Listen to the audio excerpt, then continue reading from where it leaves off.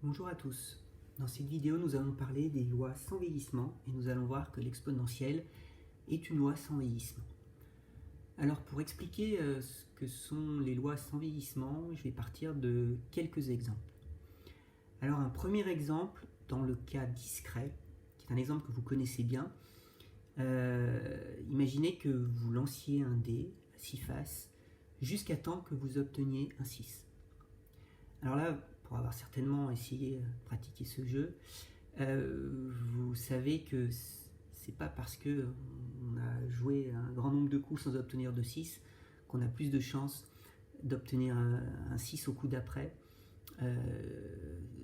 que l'on avait de chances d'obtenir 6 au départ. C'est-à-dire qu'en fait, la probabilité, sachant que vous avez déjà joué 20 fois sans obtenir de 6, la probabilité qu'il vous faille jouer encore au moins 5 coups supplémentaires avant d'obtenir votre premier 6, c'est la même que la probabilité au départ, une probabilité tout court, qu'il vous faille jouer au moins 5 fois avant d'obtenir un 6. Alors là, on est dans un cas de loi sans vieillissement. Dans le cas continu, si on prend certains objets qui ne vieillissent pas, c'est-à-dire qui ne s'abîment pas, le temps n'a aucune emprise sur eux. Donc, par exemple, certains composants électroniques, on considère qu'ils ne s'abîment pas en fait, mais quand ils sont montés dans un circuit, ils peuvent claquer de manière aléatoire n'importe quand à cause d'une surtension par exemple. Et en fait, ces composants électroniques, ils vont suivre ce qu'on appelle une loi de durée de vie sans vieillissement. C'est-à-dire qu'en fait, votre composant électronique, la probabilité qu'il vive encore au moins 5 secondes supplémentaires, sachant qu'il a déjà vécu 80 secondes, c'est la même que la probabilité au départ que votre composant vive au moins 5 secondes. Voilà. C'est-à-dire qu'en fait, le composant ne s'abîme pas, donc le temps qui passe n'augmente pas sa probabilité de claquer, mais il peut mourir à n'importe quel moment suite à des facteurs extérieurs. Voilà. Je vais prendre un troisième exemple qu'on donne souvent, qui est celui du temps d'attente à certaines files d'attente, qui suit une loi de durée de vie sans vieillissement. Alors, par exemple, un rond-point.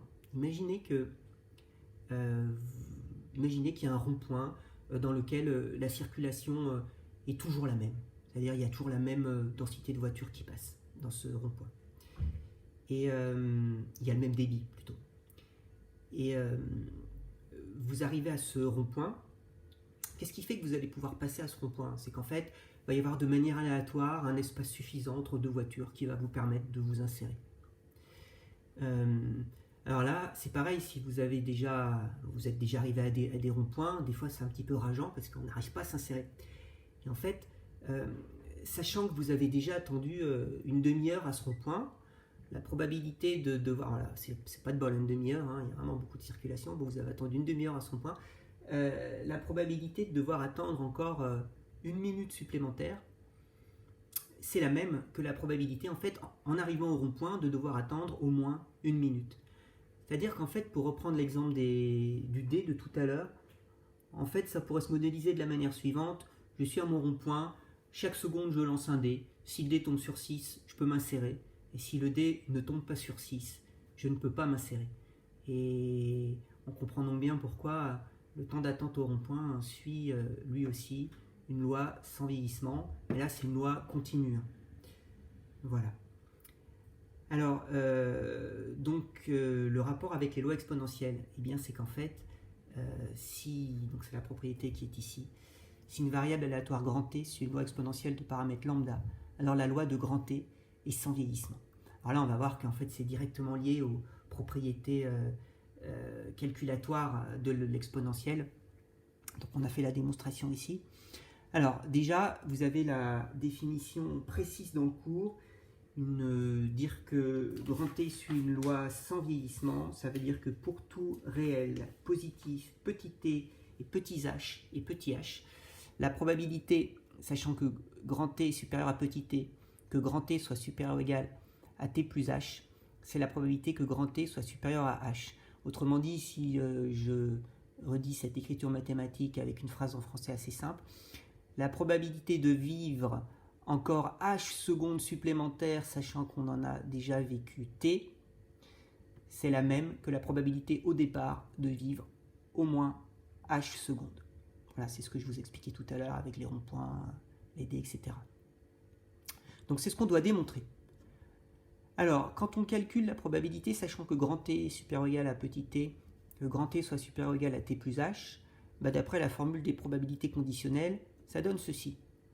Alors le numérateur se simplifie, l'événement grand T supérieur ou égal à petit t, inter grand T supérieur ou égal à petit t plus H, en fait c'est simplement grand T supérieur ou égal à petit t plus H. C'est un principe qu'on utilise souvent. Dire qu'on est plus grand que deux nombres, ça revient à dire qu'on est plus grand que le plus grand des deux. Ici, je rappelle que T et H sont positifs, donc le plus grand c'est T plus H. Voilà. Alors, on a vu dans la vidéo précédente comment calculer ce genre de choses quand on avait une loi exponentielle. La probabilité que grand T soit supérieur ou égal à T plus H, c'est exponentielle de moins lambda, entre parenthèses, T plus H. Et au dénominateur, c'est exponentielle de moins lambda T. Alors, grâce aux propriétés de... non, pas encore. Là, simplement, on distribue. Ça fait exponentielle de moins lambda T moins lambda H. Et grâce aux propriétés algébriques de l'exponentielle, E de moins lambda T moins lambda H, ça fait exponentielle de moins lambda T fois exponentielle de moins lambda H, qui va donc pouvoir se simplifier avec exponentielle de moins lambda T du dénominateur. Et il reste E de moins lambda H. Et E de moins lambda H, ça correspond à P de grand T supérieur ou égal à H. Donc on a bien démontré ce que l'on voulait. Donc si je résume, une loi exponentielle, c'est une loi sans vieillissement. Et en fait, on va admettre que la réciproque est vraie. C'est-à-dire que quand vous avez une loi continue sans vieillissement, c'est aussi une loi exponentielle. Voilà, je vous dis à bientôt.